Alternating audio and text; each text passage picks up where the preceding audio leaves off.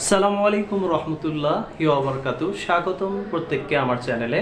আমি হিমেল রানা সাকলাইন। আজকে উপস্থিত হয়েছি পঞ্চম শ্রেণীর শিক্ষার্থীদের গণিতে সৃজনশীল সমাধান করে দেওয়ার জন্য। তবে সৃজনশীল সমাধান করব মডেল 1। তাহলে শুরু করছি। তো আমি সৃজনশীল বোর্ডে লিখে রেখেছি, রহিম সাহেব দৈনিক আয় করেন ৩৭৫ টাকা। দৈনিক মানে একদিনে আয় করেন ৩৭৫ টাকা। দৈনিক ব্যয় করেন ২৭৫ টাকা এবং বাকি টাকা তিনি সঞ্চয় করেন। তার মানে হলো রহিম সাহেব একদিনে আয় করেন ৩৭৫ টাকা এবং একদিনে তিনি ব্যয় করেন ২৭৫ টাকা এবং বাকি টাকা তিনি সঞ্চয় করেন। অর্থাৎ একদিনে তিনি যে আয় করেন এবং একদিনে তিনি যে ব্যয় করেন, এই আয় থেকে ব্যয় বাদ দেওয়ার পর যে টাকাটা থাকে সেইটা তিনি কিন্তু সঞ্চয় করেন। এখন প্রশ্ন হলো, রহিম সাহেবের মাসিক আয় কত টাকা? মাসিক আয় বলতে তিনি তো একদিনে আয় করেন ৩৭৫ টাকা। তাহলে এক মাস সমান কত দিন? আমরা জানি এক মাস সমান 30 দিন। তাহলে 30 দিনে তিনি আয় করেন কত টাকা? তাহলে আমরা লিখব ক সমাধান। ক সমাধান আমরা লিখব, আমরা জানি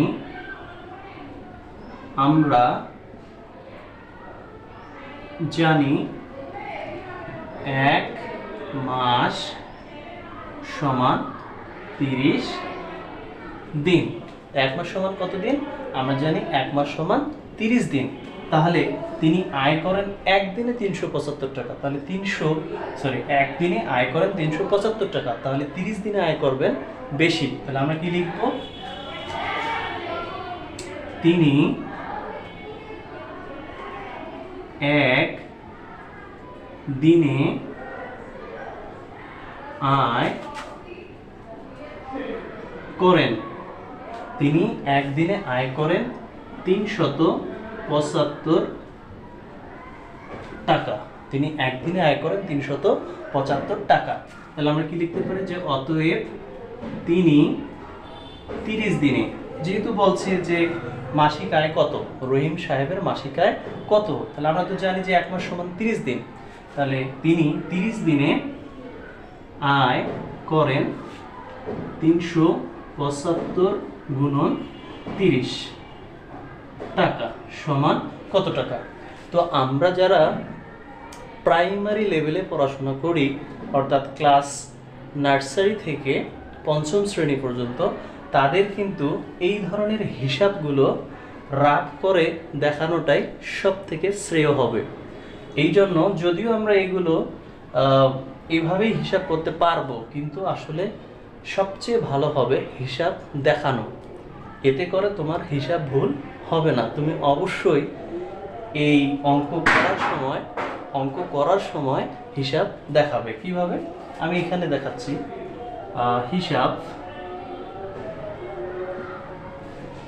হিসাব ৩৭৫ গুণন হচ্ছে 30। তো আমরা একটা গুণ জানি যে শূন্যগুলোকে আলাদা করে গুণ করার পর সেই শূন্য বসে দিলেই গুণফল বের হয়।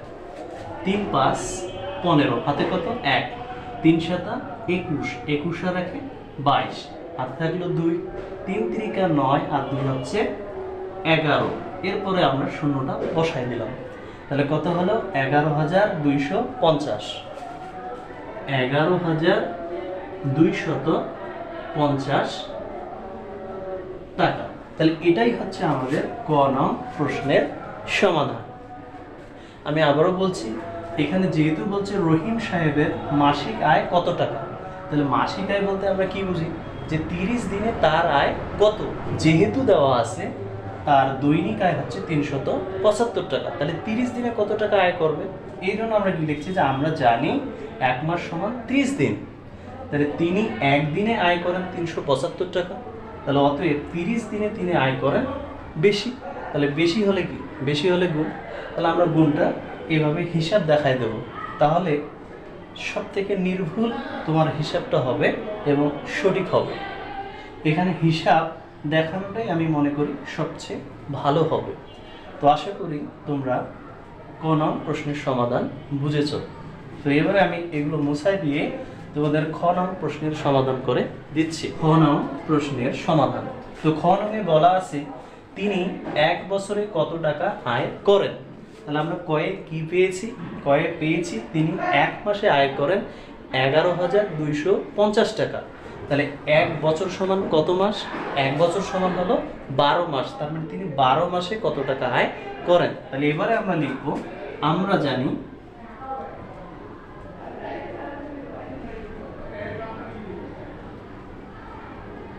1 বছর সমান 12 মাস। 1 বছর সমান কত মাস? 1 বছর সমান 12 মাস। আমাদের বলছে 1 বছরে কত টাকা আয় করেন। তাহলে আমরা কি জানি? আমরা জানি 1 বছর সমান 12 মাস। আর আমরা কয়ে পেয়েছি তিনি 1 মাসে আয় করেন 11,250 টাকা। তাহলে 12 মাসে আয় হবে বেশি। তাহলে আমরা কি লিখব? ক হতে কি পেয়েছি? 1 মাসে আয় করেন 1 মাসে আয় করেন 11,250 টাকা। 1 মাসে আয় করেন 11,250 টাকা। তাহলে অতএব 12 মাসে আয় করেন কম না বেশি? বেশি। তাহলে গুণ হবে 11,250 গুণন 12। তাহলে আমরা কি করব? হিসাব দেখাবো। তাহলে হিসাব 11,250 গুণন 12। তাহলে 2 0 0, 5 2 10 0, হাতে থাকলো 1, 2 2 4 আর 1 5, 2 এককে 2, 2 এককে 2, 1 ঘর 0। তাহলে 1 0 0, 5 এককে 5, 2 এককে 2, 1 এককে 1, 1 এককে 1 যোগ করব। তাহলে 0 0, 5 5 10 এর 0, হাতে থাকলো 1, 2 আর 2 4, 4 আর 1 5, 3 আর 2 আর 1 3, 1 1। তাহলে কত হলো? একক, দশক, শতক, হাজার, অযুত, লক্ষ। 1,35,000। 1,35,000। 1,35,000 টাকা। তার মানে রহিম সাহেব 1 বছরে আয় করেন 1,35,000 টাকা। তো this is easy, this is not difficult and this is easy. I hope you understand. তাহলে আমি আবারও বলছি, এখানে যেহেতু বলছে যে তিনি 1 বছরে কত টাকা আয় করেন, আর আমরা জানি 1 বছর সমান 12 মাস। ক হতে পাই 1 মাসে তিনি আয় করেন 11,250 টাকা। তাহলে 12 মাসে আয় করবেন কম না বেশি? বেশি। তাহলে 12 মাসে যেহেতু বেশি সেহেতু আমি গুণ করব। তো এখানে রাফ করে দেখালাম। তো হিসাব হচ্ছে 1,35,000 টাকা। এটা হচ্ছে 1 বছরের আয়। আশা করি তোমরা সকলেই বুঝতে পেরেছো। এরপরে এবং 1 মাসে কত টাকা সঞ্চয় করেন। 1 মাসে কত টাকা সঞ্চয় করেন তার মানে কি? এখানে বলা আছে যে রহিম সাহেব একদিনে আয় করেন 375 টাকা এবং একদিনে ব্যয় করেন 275 টাকা। একদিনে আয় করেন 375 এবং একদিনে ব্যয় করেন 275। তাহলে 375 থেকে আমরা যদি 275 বিয়োগ করি তাহলে একদিনের সঞ্চয় পাবো। তাহলে 1 মাস সমান 30 দিন। তাহলে 30 দিয়ে গুণ দিলে আমরা 1 মাসের সঞ্চয় পেয়ে যাব। তাহলে এটা আমি দেখাচ্ছি।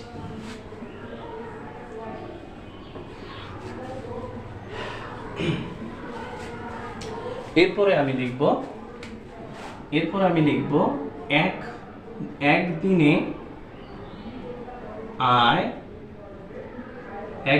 আয় করেন 375 টাকা এবং একদিনে ব্যয় করেন 275 টাকা। তাহলে তিনি একদিনে কত টাকা সঞ্চয় করেন সেটা আগে বের করতে হবে। তাহলে 5 মিলে গেলে 0, সাথে সাথে মিলে গেলে 0, 2 আছে 3 সমান করতে 1। তার মানে রহিম সাহেব এক দিনে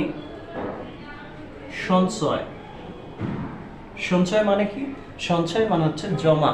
সঞ্চয় মানে জমা। তার মানে তিনি একদিনে সঞ্চয় করেন 100 টাকা। তাহলে বলছি 1 মাসে কত টাকা সঞ্চয় করেন, তাহলে 1 মাস সমান কত দিন? 30 দিন। অতএব 30 দিনে সঞ্চয় করেন বেশি, তাহলে 100 গুণন 30, তাহলে কত হবে? 3 এককে 3, 2 আর 1 3, 0। So looking easy. তো গণনে কি বলা আছে? গণনে বলা আছে দৈনিক সঞ্চয় হিসাবে, মানে একদিনে যে টাকা তিনি সঞ্চয় করেন দৈনিক সঞ্চয় হিসাবে তার 1 বছরের সঞ্চয় কত টাকা। তাহলে 1 বছর সমান বলতো কত মাস? 1 বছর সমান আমরা জানি 12 মাস। তাহলে 1 মাসে আমরা ক্ষয়ে পেয়েছি যে 1 মাসে তিনি সঞ্চয় করেন 3000 টাকা। তাহলে 1 বছর সমান 12 মাস, তাহলে 12 মাসে তিনি সঞ্চয় করবেন বেশি। তাহলে এবারে আমরা গ নং প্রশ্নের সমাধান করব। সমাধান আমরা জানি 1 বছর সমান হচ্ছে 12 মাস। 1 বছর সমান 12 মাস। তাহলে খ হতে আমরা কি পেয়েছি? 1 মাসে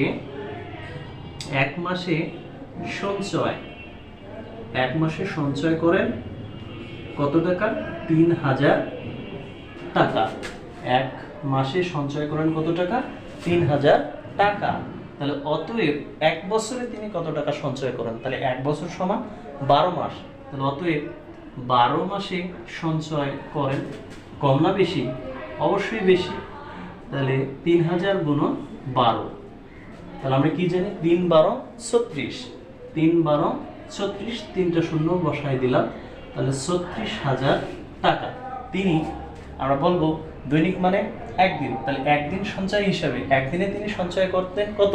100 টাকা। কারণ 375 থেকে যদি আমরা 275 বিয়োগ করি তাহলে একদিনের আয় হচ্ছে 375 এবং একদিনের ব্যয় হচ্ছে 275। তাহলে 375 থেকে 275 বিয়োগ করলে 100 টাকা সঞ্চয়। তাহলে 1 মাসে সঞ্চয় করেন 3000 টাকা, তাহলে 12 মাসে সঞ্চয় করেন তিনি 36,000 টাকা। এটাই হচ্ছে আমাদের এই 2 নং প্রশ্নের সমাধান। আমি লিখে রেখেছি 5ম শ্রেণীর গণিত সৃজনশীল সমাধান মডেল নং 1। এই মডেল 1 এর 2 নং সমাধান, কারণ 1 নম্বরে তোমাদের সংক্ষিপ্ত প্রশ্নের সমাধান মানে সংক্ষিপ্ত প্রশ্ন দেওয়া আছে। তোমরা যদি চাও তাহলে অবশ্যই আমাকে কমেন্ট করো, আমি সংক্ষিপ্ত প্রশ্নের সমাধানগুলো দেব যদি তোমরা জানতে চাও এবং আমাকে কমেন্ট করে জানাও। তবে আমি তোমাদের সংক্ষিপ্ত 1 নংয়ে যে 10টি সংক্ষিপ্ত প্রশ্ন আছে সেগুলো সমাধান করে শেখাবো। আর বিশেষ করে আমার এই 5ম শ্রেণীর শিক্ষার্থীদের উদ্দেশ্যে এই মডেল অর্থাৎ সৃজনশীল প্রশ্নের সমাধান করে দেওয়ার পিছনে একটাই কারণ, সেটা হলো যে বর্তমান সময়ে পিএইচসি উঠে গেছে, মানে পিএইচসি পরীক্ষা হচ্ছে না, যেটাকে পাবলিক পরীক্ষা বলা হয়, সমাপনী পরীক্ষা, সমাপনী বৃত্তি পরীক্ষা। তো বর্তমানে দেখা যায় যে কিছু নর্থ বেঙ্গল কিন্ডারগার্টেন, নর্দার্ন এই ধরনের কিছু প্রতিষ্ঠান আছে যে যারা বৃত্তি ব্যবস্থা করে রেখেছে, মানে তারা বৃত্তি পরীক্ষার মাধ্যমে শিক্ষার্থীদের বৃত্তি প্রদান করেন। যারা বৃত্তি পায় তাদেরকে বৃত্তির টাকা প্রদান করে থাকেন। তো আমি চাই যারা নর্থ বেঙ্গলে বা নর্থ ভিউ যে প্রতিষ্ঠানেরই বৃত্তি পরীক্ষা হোক না কেন, যে তারা যেন এই সমাধানগুলো বুঝে পরীক্ষার সুন্দর মতো সমাধান করে দিতে পারে। এতে করে তারা ভালো রেজাল্ট করবে, তারা ভালো কিছু শিখবে এবং তারাই হবে আগামী দিনের ভবিষ্যৎ। তো আমি আশা করি তোমাদের এই ক্লাসটি অনেক ভালো লাগছে। যদি আরও কোনো সৃজনশীল প্রশ্নের সমাধান চাও তাহলে অবশ্যই আমাকে কমেন্ট করে কমেন্ট বক্সে জানাবে। তো প্রিয় শিক্ষার্থীবৃন্দু, আমি আশা করি তোমরা সকলেই আজকের ক্লাসটি ভালো মতো বুঝতে পেরেছো। আশা করি সৃজনশীলের সমাধান তোমাদের বুঝতে কোথাও সমস্যা হয়নি, যে কোনো প্রশ্নের সমাধান পেতে আমার এই স্যার সাকলাইন্স টিউটোরিয়ালে কমেন্ট করো এবং সাবস্ক্রাইব করে পাশেই থাকো। আসসালামু আলাইকুম।